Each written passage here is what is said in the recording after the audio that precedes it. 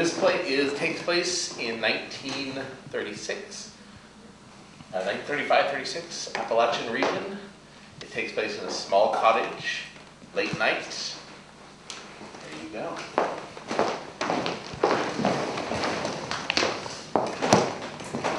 Dinner's gonna be good tonight. Yes, Mama. Very good. It always is, Mama. Jeremiah? Jeremiah, where are you? Where are you, son? Supper's almost ready. I don't know how much longer I can do this, Mama. Oh, a good meal will take care of that. You're right about that. Hey, do you remember Willie Barton's mom? Willie Barton? I don't know. You know, the son of Addie Barton. Addie always made the best pies. Willie's coming over. Is that okay, Mama? Oh, he has a good soul. Can he eat with us? Sure, there's plenty of food. Thank you, Mom. We have potatoes, lots of potatoes. If only I could learn to cook a pie like Addie. This work is getting me good, Mama. Jeremiah, son, come on in now. Supper's ready. You're gonna miss out. You work hard today? Yes, Mama, I always do. Oh, that's good. Hard work is good for you. Girls like men who work hard. Mama, did you clean my shirts? Why, you got a woman now? About time you got a woman. No, Mama, I just want to look respectable tomorrow when I go in. Well, just get all dirty like the rest of them. Why waste a good shirt like that? I'm not going in like before, Mama. Things are going to be different. Oh, are they making you foreman? No, Mama, they ain't making me foreman. You're a smart boy. You should be foreman. Do you know where Jeremiah is? Supper will be ready soon. I don't think he's coming, Mama. Well, sure he is. Willie, is that you? Yes, it is. Oh, come on in, Willie. How's your mother? She's fine, ma'am. Good. She's still making them pies? Yes, ma'am. I like her pies. I like them too, ma'am. Did you see Jeremiah outside? Supper's almost ready. No, ma'am. Come over here. We gotta talk. You're the only one who came. Everyone else is too scared. Too tired to be scared. How about the Cook brothers? I tried talking to them. They agree with us. Everything we say, they're just scared of Thomas. Damn, Thomas. When did he turn so bad? I grew up with him. That's not him. He carries that damn club everywhere he goes. Willie, I'm gonna need all the help you can give me. I'm ready.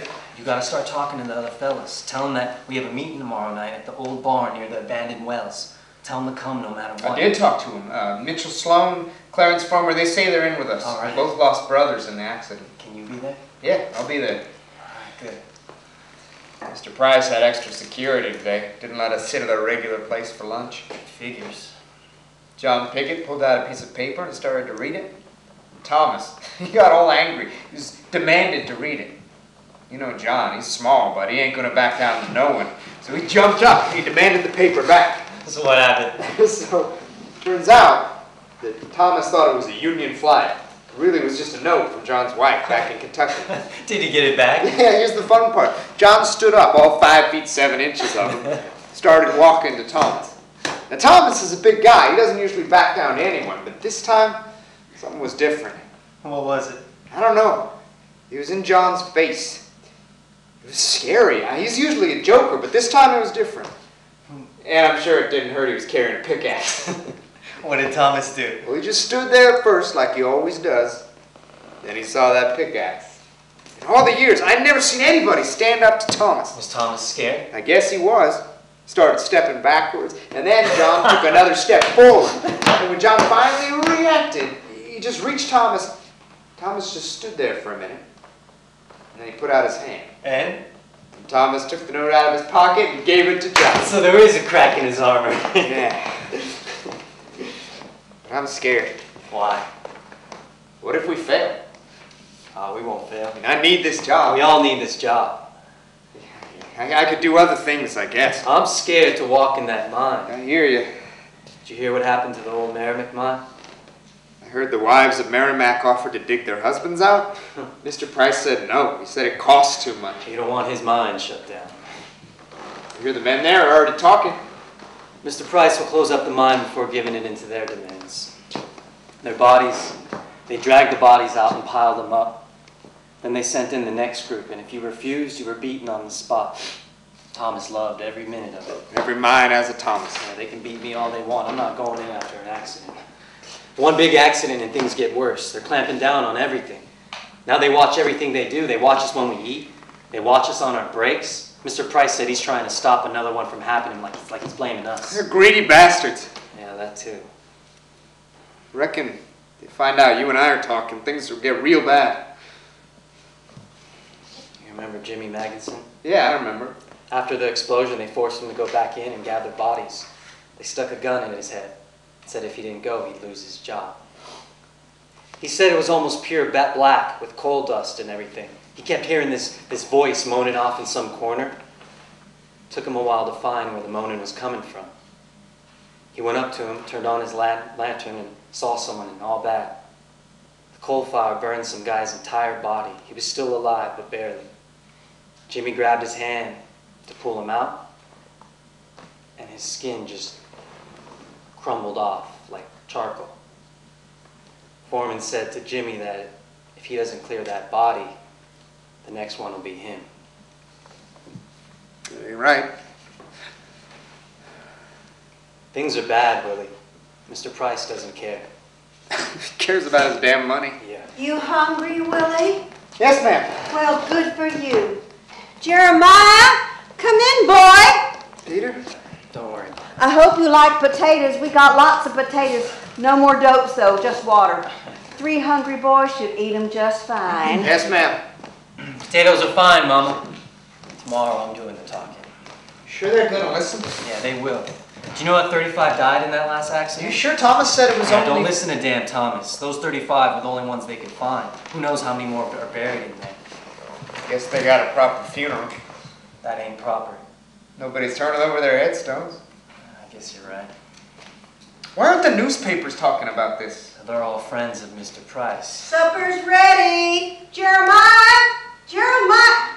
You two ready for a good meal? Yes, Mama. Yes, ma'am. It's very kind of you to let Why me... do you go get Jeremiah? He's not coming, Mama. Oh, sure he is. He loves potatoes. We're in for a fight. I hope you're up for it. Who's fighting? Nobody, Mama. Oh, that's good. They still don't want water in the mine shaft. Damn thing's all gammed up like a cake of dynamite. My lungs nothing but coal dust now. Go get your brother. Mama. This is a good supper, Willie. Very good, ma'am. Jeremiah! Mama! Jeremiah ain't coming to supper. Sure he is. Go get him, please. Mama! Mama, listen to me. Jeremiah ain't coming to supper. I made his favorite dish. He'll be here soon. He ain't coming, Mama. Why ain't he coming to supper? Mama. Jeremiah's dead. No, he isn't. Jeremiah's dead, Mama. He died 2 years ago. What? He died in an accident, Mama, at the coal mine. Mama, Jeremiah ain't coming to supper. What? He died just like Daddy, Mama. Don't tell me this. This ain't true. It is true, Mama. I'm sorry. You're being deceitful. It's a sin. I'm telling you the truth, Mama. We can't keep doing this anymore. Jeremiah is dead. It's not right. I know, Mama. It's not right. It's just me and Willie for dinner tonight. I'm sorry. Just you and Willie? Oh, yeah. I guess you're right. We have potatoes tonight. They're good potatoes. Jeremiah's favorite type. Are you hungry, Willie? Yes, ma'am. Very.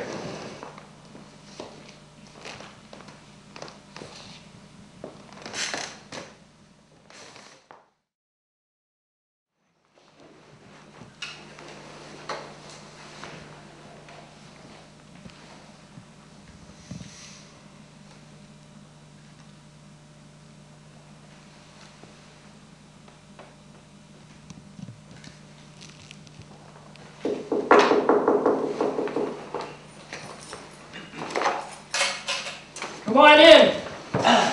Hello, sir. Are you Roger Scartato?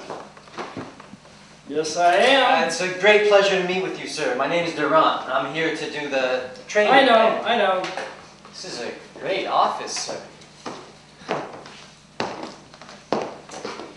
The spoils of war. So, how do we do this? Shall we start with introductions? I would like to get to know you a little bit, sir. What's the point? I'll be gone soon. Okay. I guess we should start then, sir. The first thing you need to know is that this computer uses a multi-layer login and password protection scheme. There is a unique one for each one of our major clients. Each layer should be a 2-letter extension of the root password, so I recommend... May I ask a question? Wouldn't this be an easy scheme to crack? Yes, it would be very easy, but who cares? Shouldn't that matter? You need to enter a unique login now. Okay, can I put in any login I want? Anything you want. Okay, I'm done, sir.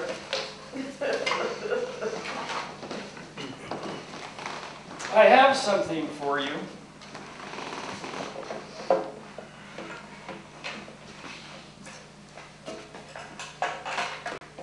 These are the keys to the office. Thank you, sir. I don't think this will take the full week. As long as it takes, sir, I'm willing to work. So am I. Oh. After entering the login, you need to establish a security question. Okay, finished. Now the answer. And done. The most pressing project at the moment involves the security system for the Innovatech account. Oh, is this your family? Yes. You have a nice looking boy. He looks a lot better now. Are you done? Yes, sir.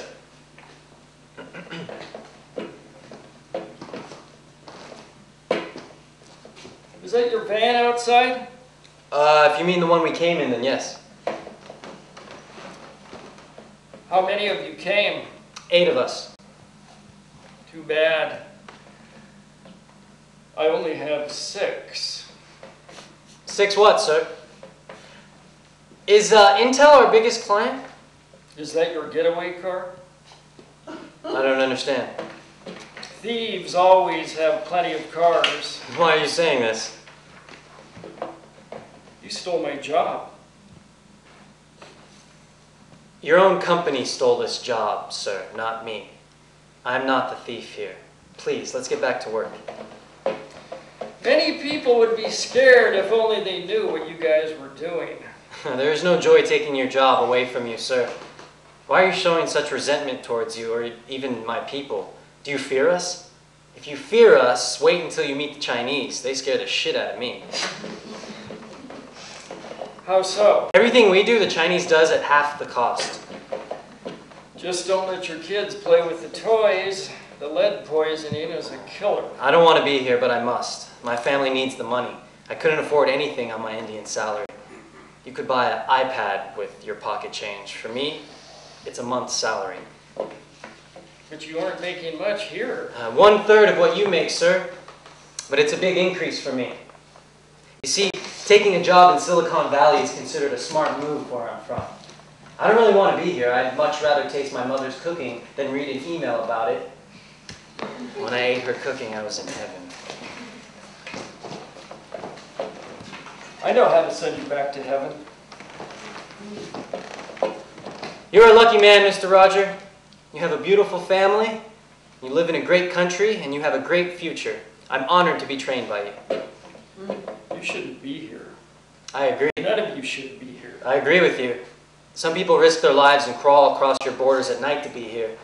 My people found a loophole. Doesn't make it right, but I'm here. And to be honest, I don't even want to be here. Being a high-tech worker in this valley is like being a doctor or a lawyer to my family. I don't get it. Then why are you here? I know I'm here because I'm cheaper. You are cheaper. And you're using that to your advantage. Oh, come on! You guys exploited everyone for decades. Now my country has figured out the capitalist game. The tables are turned, and now you feel the pain that we felt. Do you know how much one session of my son's chemotherapy costs? Probably about as much as this iPad costs that's here on your desk. Or that fancy watch that you have on your wrist. I'm sorry about your son's therapy. From this photo, I can see he has a special energy, a happy person. If I could, I would give my first paycheck for his treatments. Why would you do that? Because he's the true victim here. Not me and not you. This isn't the way I thought this would go today. I never thought I'd be here myself. All I did was respond to a newspaper ad. It promised a better life in America and a chance to work in Silicon Valley. For you, it is a dry, boring, traffic-congested location. For many of us, it is a mecca. You know, I don't want to do this. What do you mean? They said that if I train you, I get my pension and severance. I must face my replacement to get this. I don't think I've slept since the moment of the announcement. I even framed the letter. You take things for granted in life. The sun goes up, you eat your breakfast, you hug your child, he goes to school, and you go to work. You are a smart man, Mr. Roger. I don't think you'll have much to worry about. You know, the really sad thing is that they offered me my job back. They said I can have this job back, but I must first apply to the outsourcing company who then sells my services back to this company. Well, that is very unfortunate. And at 1/3 the salary I was making. I could be in one of those vans if I want. I'm sick. That is sick. This day has not turned out the way I thought it would. Does it ever? No, you don't know what I mean. I think I do. Trust me, you don't. Let's get back to work, sir, shall we? Perhaps we should. Yes, sir. Okay. First thing, always back up your files on the system. We're using Microsoft software, so it always crashes at the worst possible moment. That happens in India too, sir. End of flag.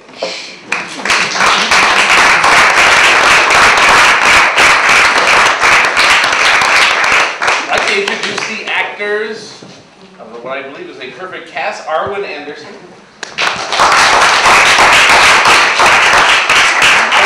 Eric Austin. Elias Escobedo. Linda Ayers Frederick. And the gunman himself, Jack Knutz.